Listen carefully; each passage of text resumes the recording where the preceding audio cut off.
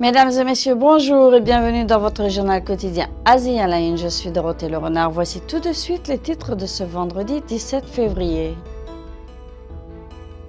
Les médias chinois écartent Bo Xilai le temps de la visite de Stephen Harper.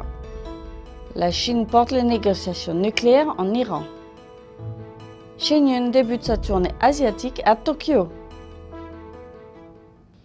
Samedi dernier, Bo Xilai, le secrétaire du Parti communiste de Chongqing, a rencontré le Premier ministre canadien Stephen Harper. C'était la première apparition publique de Bo Xilai depuis la tentative de fuite de son second, Wang Lijun. Mais les médias officiels chinois semblent avoir omis de mentionner Bo Xilai ou de publier ses photos dans leur reportage. Le 11 février dernier, Bo Xilai, le secrétaire du Parti communiste de Chongqing, rencontrait le Premier ministre canadien Stephen Harper au cours de la dernière partie de son voyage. C'était la première apparition publique de Bo Xilai après que son assistant Wang Lijun, maire adjoint et directeur de la police de Chongqing, se soit enfui au consulat américain la semaine dernière. La sécurité a été renforcée lors de la rencontre de Bo Xilai et de Stephen Harper. Seulement 3 médias canadiens et 5 médias officiels chinois ont été autorisés à assister à la rencontre. Selon les médias étrangers, la réglementation des interviews et des reportages était très stricte. L'agence de presse officielle Xinhua a publié son premier reportage en chinois 6 heures après la rencontre. Le titre, le Premier ministre canadien Stephen Harper visite Chongqing, ne mentionnait pas Bo Xilai. Aucune photo de Bo Xilai n'accompagnait l'article. Le journal local Chongqing Daily a publié l'article de Xinhua, également sans photo de Bo Xilai. Mais quelques jours plus tôt, quand Stephen Harper a rencontré Wang Yang, le secrétaire du Parti communiste du Guangdong, les médias officiels avaient publié des photos des deux hommes se serrant la main. Chang Tianyang, un consultant spécialisé sur les questions chinoises, explique ce que cela veut dire pour les médias officiels. Bo Xilai peut faire ce qu'il veut, les journaux sont sous son contrôle. Si ses activités ne sont pas rapportées, cela veut dire qu'il a déjà perdu le contrôle de ce journal. Le régime chinois a essayé d'étouffer cette situation. Selon Hu Ping, un observateur politique, le régime utilise la stratégie du souple dehors, dur dedans. Selon Wang Juntao, un militant pro-démocratie, le régime n'ose pas punir Bo Xilai maintenant, de peur de créer des troubles politiques qui pourraient influencer la visite de Xi Jinping aux États-Unis. Je pense que le régime chinois ne veut pas de répercussions politiques. D'un côté, Hu Jintao et Wen Jiabao veulent écarter Bo Xilai.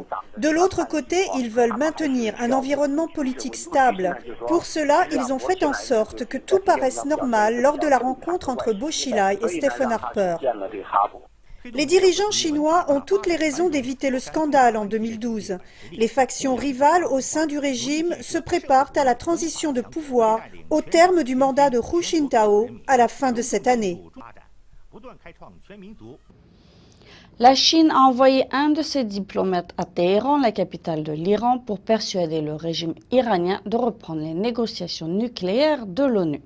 En effet, les inquiétudes de voir l'Iran poursuivre ses efforts pour obtenir l'arme nucléaire se sont amplifiées ces derniers mois. Lundi dernier, Mao Jiaosu, le ministre assistant chinois des Affaires étrangères, s'est rendu à Téhéran pour essayer de convaincre le régime iranien de rejoindre les négociations nucléaires avec les membres permanents du Conseil de sécurité de l'ONU et l'Allemagne. Ce groupe, appelé P5+1, inclut aussi les États-Unis, qui ont renforcé leurs sanctions contre l'Iran ces dernières semaines sur la question du développement nucléaire. Comme toujours, le régime chinois s'est opposé aux sanctions sévères contre l'Iran. La Chine, premier client du pétrole iranien, achète près de 20% de la production annuelle iranienne de pétrole brut. La Chine se trouve dans une situation délicate. Elle doit équilibrer ses intérêts économiques en Iran avec l'appel fort à l'intervention et aux sanctions des États-Unis et d'autres nations. L'Occident soupçonne l'Iran de se préparer à produire des armes nucléaires. Les dirigeants iraniens insistent sur le fait que leur programme nucléaire est pacifique et uniquement destiné à la production d'énergie.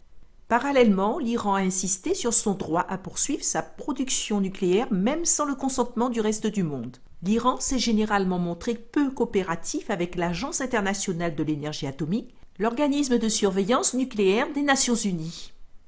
Les échanges entre la Chine et l'étranger ont sévèrement chuté. Les statistiques suggèrent que le ralentissement économique mondial est également en train de toucher la Chine.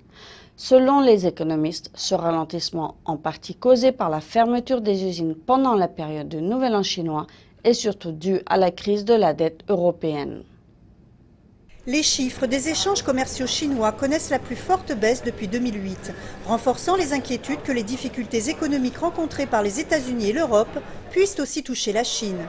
Les exportations chinoises ont chuté à 113 milliards d'euros, soit 0,5% de moins qu'il y a un an. Une chute provoquée par la baisse de la demande étrangère et la fermeture des usines pendant le Nouvel An lunaire. C'est la première fois que les exportations chutent depuis plus de 2 ans. Les chiffres des importations sont encore plus inquiétants, avec une chute de 15,3% pour un total de 93 milliards d'euros. En même temps, l'excédent commercial total atteint 21 milliards d'euros, un record de ces 10 derniers mois. Ce point devrait être discuté lors de la visite de Xi Jinping aux États-Unis cette semaine. Ce record soulève un sujet politiquement sensible. Les États-Unis et d'autres pays accusent depuis longtemps Pékin de nuire à son économie en maintenant leur devise à un taux artificiellement bas pour permettre de tonifier les exportations et gonfler l'excédent commercial. Mais la baisse des importations inquiète également des fournisseurs comme le Brésil, l'Australie et l'Afrique du Sud, dont l'économie dépend fortement de la vente des marchandises. Selon les analystes, ces données ne peuvent pas être attribuées uniquement au ralentissement du Nouvel An chinois lorsque les usines ferment et que les ouvriers rentrent chez eux pour passer les fêtes avec leurs familles. D'autres accusent la faible demande de l'Europe prise dans la dette et des États-Unis accablés par le chômage. Zhen Xianfeng de HIS Global à Pékin a confié à la BBC que les 15,3% de ralentissement abrupt des importations sont inquiétants. Ces chiffres suggèrent que la production économique serait plus lente que ce qu'indiquent les index de commerce les plus importants. Les autorités chinoises ont essayé de stimuler la demande interne pour arriver à une économie plus mature et moins dépendante des exportations. Mais l'index d'importation de janvier de la Fédération chinoise de logistique et d'achat montre une demande interne en baisse.